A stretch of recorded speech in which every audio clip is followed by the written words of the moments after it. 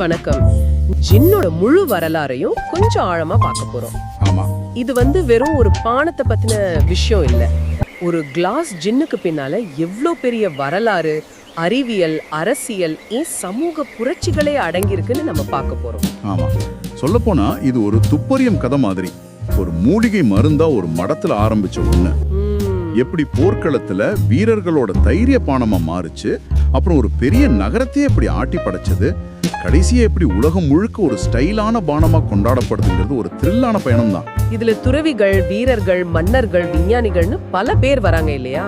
ஆமா, நிறைய கதாபாத்திரங்கள் இந்த கதையில இருக்காங்க. அப்போ சரி, கதையோட ஆரம்பத்துக்கே போயிடலாம்.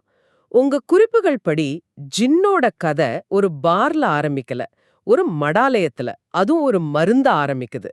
இதுவே ரொம்ப ஆச்சரியமா இருக்கே. உண்மைதான். இதுக்காக நாம 11ஆம் நூற்றாண்டுக்கு இத்தாலிக்கு போகணும். 11ஆம் நூற்றாண்டுக்கா? ஆமா. அங்க இருந்த பெனடிக்டைன் துறவிகள் வடித்தல் முறையில, அதாவது டிஸ்டிலேஷன்ல ரொம்ப கைதேர்ந்தவங்களா இருந்திருக்காங்க. ஓ, அப்போ ஜூனிப்பர் பெரிய வைன்ல கலந்து அத வடிச்சு ஒரு மருந்த தயாரிச்சிருக்காங்க. எதுக்காக? என்ன நோய்க்காக? முக்கியமா சிறுநீரக பிரச்சனைகளுக்கு. ஜூனிப்பர் அதுக்கு நல்லதுன்னு அவங்களுக்கு தெரிஞ்சிருக்கு. ஏன், பிளேக் நோய் வந்தப்ப கூட இது ஒரு மருந்தா பயன்படுத்தினதுக்கு சில ஆதாரங்கள் இருக்கு. அப்போ அதோட முதல் அவதாரம் ஒரு மருந்து. ஆனா இந்த வடித்தல் தொழில்நுட்பம், இந்த டிஸ்டிலேஷன் டெக்னாலஜி அவங்களுக்கு எப்படி கிடைச்சது? இதுதான் இதில் இருக்கிற ஒரு முக்கியமான வரலாற்று புள்ளி. இந்த தொழில்நுட்பம், அதாவது ஆலம்பிக் ஸ்டில்ஸ்னு சொல்ற அந்த வடிகருவிகள் அரபு உலகத்திலிருந்து வந்தது. ஓ, அப்படியா? ஆமா. அறிவியல், மருத்துவ கண்டுபிடிப்புகள் எல்லாம் சிசிலி வழியா ஐரோப்பிய மடங்களுக்கு பரவி இருக்கு. அந்த காலத்துல மடாலயங்கள் வெறும் வழிபாட்டு தலம் மட்டும் இல்ல, பெரிய அறிவு மையங்களாகவும் இருந்திருக்கு. கரெக்ட். அரபு உலகத்தோட அறிவியலை உள்வாங்கி அதை பாதுகாத்து ஐரோப்பா முழுக்க பரப்பியிருக்காங்க. ஜின்னோட தொடக்கமே ஒரு கலாச்சார அறிவு பரிமாற்றத்துல தான் இருக்கு. ஆக இத்தாலிய மடங்கள்ல ஒரு மருந்தா ஆரம்பிச்ச இந்த பயணம் மெதுவா வடக்கு நோக்கி நகருது. குறிப்பா நெதர்லாண்ட்ல இதுக்கு ஒரு புது அடையாளமே கிடைக்குது இல்லையா? மிகச்சரியா சொன்னீங்க. 17ஆம் நூற்றாண்டு நெதர்லாண்டு தான் ஜின்னோட கதையில ஒரு பெரிய டேர்னிங் பாயிண்ட். அங்கதான் இன்னைக்கு நாம சொல்ற ஜின்னோட மூதாதையரான ஜெனிவர் பிறக்குது. ஜெனிவர்? ஆமா, ஜெனிவர்ங்கிறது ஜூனிப்பருக்கான டச் வார்த்தை. இது வைன்ல இருந்து இல்லாம தானியங்கள்ல இருந்து தயாரிக்கப்பட்டது. அதனால மலிவாவும் கிடைச்சது. உங்க குறிப்புகள்ல பிரான்சிஸ்கஸ் சில்வியஸ்னு ஒரு டச்சு மருத்துவர் பேரை பார்த்தேன். அவர்தான் இதை கண்டுபிடிச்சாரா? அது ஒரு பிரபலமான கதை. 1650கள்ல டாக்டர் சில்வியஸ் இதை ஒரு மலிவான சிறுநீர் பெருக்கி மருந்தா உருவாக்குனதா சொல்லப்படுது. ஆனா வரலாற்று ஆய்வாளர்கள் என்ன சொல்றாங்கன்னா, ஜெனிவர் அவருக்கு முன்னாடியே புழக்கத்துல இருந்திருக்குன்னு சொல்றாங்க. ஓ, ஒருவேளை சில்வியஸ் அதோட மருத்துவ குணங்களை முறைப்படுத்தி அதை இன்னும் பாப்புலர் ஆக்கியிருக்கலாம். ஆனா அதோட பயன்பாடு மருத்துவத்தை வேகமா தாண்டி போயிடுச்சு. எங்க போச்சு? போர்க்களத்துக்கா? இந்த டச் கரேஜ் அப்படிங்கிற வார்த்தைக்கும் இதுக்கும் என்ன சம்பந்தம்? அதேதான். ஸ்பெயினுக்கு எதிரான 80 ஆண்டு போர்ல டச்சு வீரர்கள் போருக்கு போறதுக்கு முன்னாடி தைரியத்துக்காக ஜெனிவரை குடிச்சிருக்காங்க. அவங்க கூட சேர்ந்து போரிட்ட ஆங்கிலேய வீரர்கள் இதை பார்த்து ஆச்சரியப்பட்டிருக்காங்க. போர்க்களத்துல டச்சுக்காரங்களுக்கு கிடைக்கிற அந்த திடீர் தைரியத்துக்கு டச்சு தைரியம்னு பேர் வச்சாங்க. ஓ, அப்போதான் அதோட நோக்கம் மாறுது. ஆமா, இங்கேதான் ஜின் முதல் முறையா ஒரு மனக்கிளர்ச்சி ஊட்டும் பொருளா பார்க்கப்படுது. ஒரு மருத்துவரோட மருந்து ஒரு வீரனோட தைரியப்பானமா மாறினது இதுதான் முதல் படி. ஆக ஒரு மருந்தா அமைதியா பிறந்த ஜின் போர்க்களத்துல ஒரு முரட்டுத்தனமான பானமா மாறி இப்போ ஆங்கிலேய வீரர்கள் மூலமா இங்கிலாந்துக்குள்ள நுழைய தயாராயிருக்கு. அதோட அடுத்த கட்டம் என்ன? அடுத்த கட்டம் அது ஒரு பெரிய வெடிப்பு. 1688ல இங்கிலாந்துல ஒரு அரசியல் மாற்றம் நடக்குது. டச்சுக்காரரான ஆரஞ்சு வில்லியம் இங்கிலாண்டோட மன்னராகிறார். சரி. அவர் பிரான்ஸோட போர்ல இருந்ததால பிரெஞ்சு பிராந்தி இறக்குமதிக்கு அதிக வரி போட்டு கிட்டத்தட்ட அதை தடை செஞ்சிடுறார். அதே சமயம் உள்நாட்டுல தானியங்கள்ல இருந்து மதுபானம் தயாரிக்கிறத ஊக்குவிக்கிறார். ஓ, இது ஒரு சரியான புயலுக்கான சூழல் மாதிரி தெரியுது. டச்சு மன்னர், பிரெஞ்சு பிராந்திக்கு தடை, உள்ளூர் உற்பத்திக்கு ஊக்கம், கூடவே டச்சுக்காரங்க கிட்ட இருந்து கத்துக்கிட்ட ஜினிவர் செய்முறை எல்லாம் ஒன்னா சேருது. கச்சிதமா சொன்னீங்க. இதோட விளைவுதான் லண்டன்ல 1720ல இருந்து 1750 வரைக்கும் நடந்த ஜின் கிரேஸ். ஜின் கிரேஸ்? ஆமா, ஒரு சமூக பேரழிவுனே சொல்லலாம். அரசாங்கத்தோட கட்டுப்பாடு இல்லாததால யார் வேணும்னாலும் ஜின் தயாரிக்கலாம், விற்கலான்னு ஒரு நிலைமை. ஜின் நம்ப முடியாத அளவுக்கு மலிவா கிடைச்சது. ஒரு நிமிஷம், மக்கள் தண்ணீரை விட ஜின்ன அதிகமா குடிச்சாங்கன்னு சொல்றீங்க. அந்த அளவுக்கு லண்டன்ல தண்ணீர் மோசமா இருந்ததா இல்ல ஜின் அந்த அளவுக்கு மலிவா இருந்ததா? ரெண்டுமே உண்மைதான். அப்போ லண்டன் ரொம்ப நெரிசலான சுகாதாரமற்ற ஒரு நகரம். தேம்ஸ் நதி ஒரு திறந்த சாக்கடை மாதிரி இருந்துச்சு. ம்.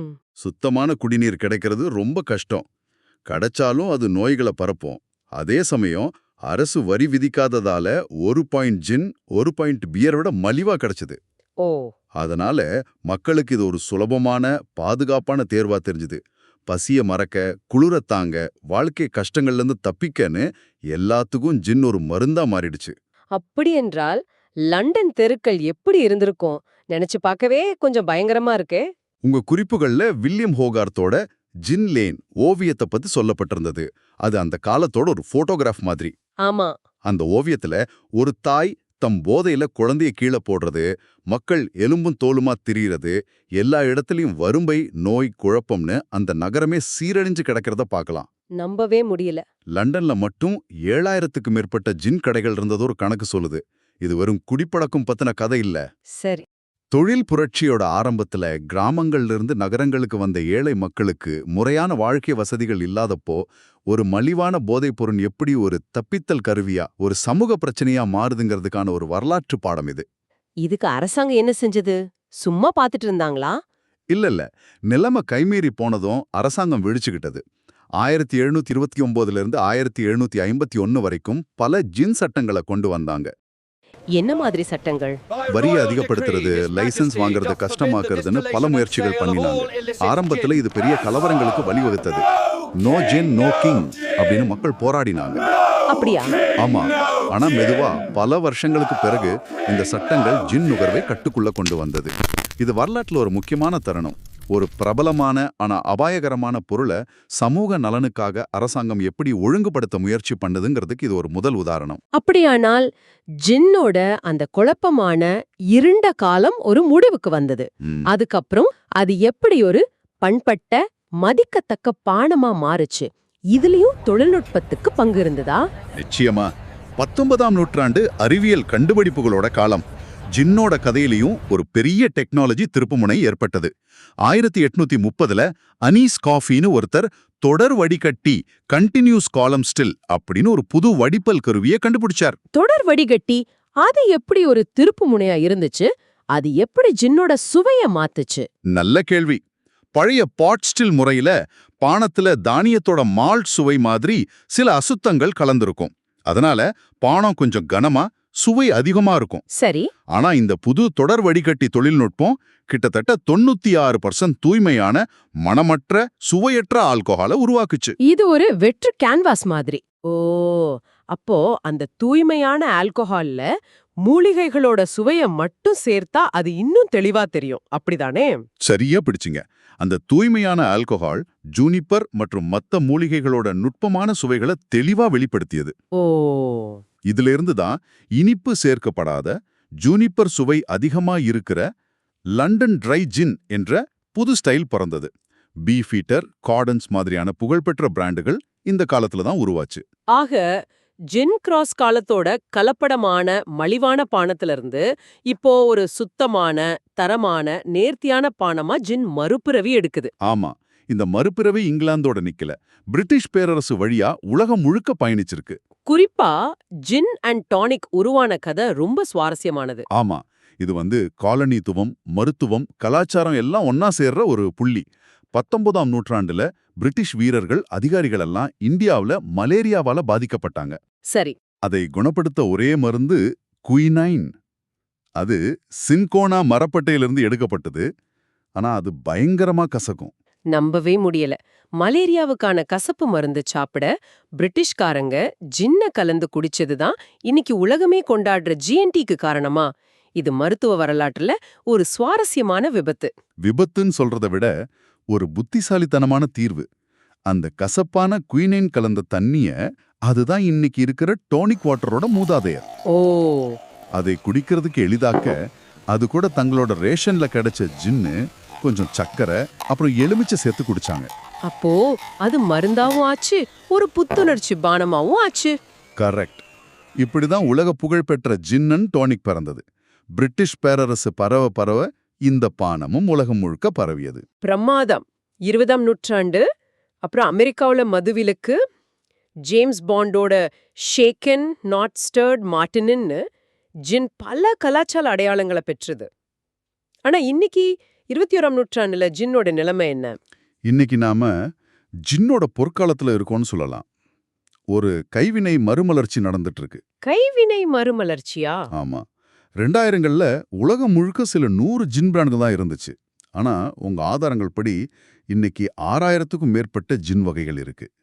இது நம்ப முடியாத வளர்ச்சி. 6000ஆ? அப்போ ஒவ்வொரு தயாரிப்பாளரும் எப்படி தங்களை வித்தியாசப்படுத்தி காட்டுறாங்க? அங்கதான் நவீன ஜின்னோட சுவாரஸ்யம் இருக்கு. பாரம்பரியமான ஜூனிபர், கொத்தமல்லி, ஏலக்காய், இது கூட ஒவ்வொரு தயாரிப்பாளரும் தங்களோட பிராந்தியத்தோட தனித்துவமான தாவர பொருட்களை பயன்படுத்துறாங்க. உதாரணத்துக்கு ஆஸ்திரேலியாவுல உள்ளூர் எலுமிச்சை மிரிட்டில், ஜப்பான்ல யூசு பழம், இந்தியாவுல இமயமலை மூலிகைகள்னு ஒவ்வொரு ஜின்னும் அந்த இடத்தோட கதைய சொல்லுது. நிலைத்தன்மை, உள்ளூர் பொருட்களை பயன்படுத்துறதுல எல்லாம் அதிக கவனம் செலுத்தப்படுது. அப்படியானால் ஒரு எளிய ஜூனிபர் மருந்தா ஆரம்பிச்சது இன்னைக்கு ஒவ்வொரு நாட்டோட கலாச்சாரத்தையும் தாவரங்களையும் பிரதிபலிக்கிற ஒரு கலை வடிவமா மாறிருக்கு. மிகச்சரியா. ஒரு சாதாரண பானமா இருந்த அதோட கதை ஒரு முழு வட்டத்தை நிறைவு செஞ்சு மறுபடியும் அதோட மூலிகை வேர்களுக்கு திரும்புது. ஆனா இந்த முறை மருத்துவத்துக்காக இல்ல. சுவைக்கும் அனுபவத்துக்கும். ஆமா, இது வெறும் பானம் மட்டுமல்ல, ஒரு இடத்தோட அடையாளம். இதுவரைக்கும் நாம பார்த்தத ஒரு முறை திரும்பி பார்த்தா, ஜின் ஒரு துறவியோட மருந்தா ஆரம்பிச்சு ஒரு வீரனோட தைரியபானமா மாறி லண்டன் தெருக்கள்ல ஒரு சமூக வில்லனா உருவெடுத்து தொழில்நுட்பத்தால தன்னைத்தானே சுத்திகரிச்சுக்கிட்டு காலனித்துவம் மூலமா உலகம் முழுக்க பயணிச்சு இன்னைக்கு ஒரு நுட்பமான கைவினை பொருளா கொண்டாடப்படுது. ஆமா, நீங்க பகிர்ந்த இந்த ஆதாரங்கள் ஒரு பானத்துக்கு பின்னால இவ்ளோ பெரிய மனித வரலாறு இருக்குங்கிறது தெளிவா காட்டுது. இதிலிருந்து நாம எடுத்துக்க வேண்டிய முக்கியமான செய்தி என்னன்னா, ஜின்னோட வரலாறுங்கிறது தனி ஒரு பானத்தோட வரலாறு இல்ல. அது கடந்த 500 வருஷ உலக வரலாற்றோட ஒரு கண்ணாடி. அறிவியல் பரிமாற்றம், போர், நகரமயமாக்கல், சமூக சீர்திருத்தம், தொழில்நுட்ப கண்டுபிடிப்புகள், காலனித்துவம், உலகமயமாக்கல்னு மனித வரலாற்றோட முக்கிய நிகழ்வுகளோட பிரதிபலிப்பை நாம இந்த ஒரு பானத்தோட பயணத்துல பார்க்க முடியுது. சரி, இந்த உரையாடலை முடிக்கிறதுக்கு முன்னாடி இங்க நேயர்களுக்காக ஒரு சிந்தனையை விட்டு செல்லலாம். நிச்சயமா. தொழில்நுட்பம், கலாச்சாரத்தை பொறுத்து ஜின்னோட அடையாளம் தொடர்ந்து மாறிக்கிட்டே வந்திருக்கு. இன்னைக்கு உள்ளூர் பொருட்கள், தனித்துவமான சுவைகளுக்கு அதிக முக்கியத்துவம் கொடுக்கப்படுற நிலையில ஜின்னோட கதையோட அடுத்த அத்தியாயம் எப்படி இருக்கும்? இது ஒரு நல்ல கேள்வி. தங்களுக்கென ஒரு தனித்துவமான ஜின் பாணியை உருவாக்குமா? ஒருவேளை அதோட மருத்துவ வேர்களுக்கு திரும்புற மாதிரி பிராந்திய மூலிகைகளோட ஆரோக்கிய நன்மைகளை முன்னிலைப்படுத்துற ஒரு பானமா அது மாறுமா? இதை நீங்க சிந்திச்சு பார்க்கலாம்.